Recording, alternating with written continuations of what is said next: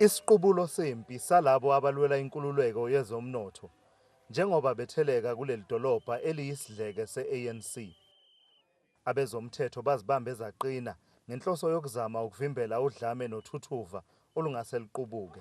Kodwa labo abagxeka uJulius Malema bathi akuyona imidlwembe kuphela engamukelekile kule ngqungquthela, kodwa nalabo abaphikisana nemibono yakhe abamukelekile.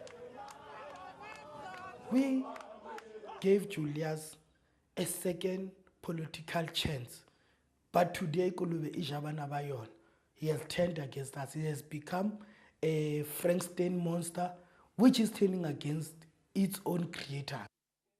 Ubuholi baleli qembu buyazihlikiza lezi insolo, bathi uGogoro nabanye bathunywe i-ANC ukuthi bazoxova kwi-EFF.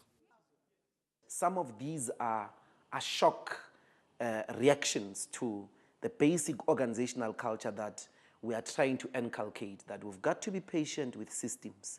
We've got to be patient with the wheel of branches.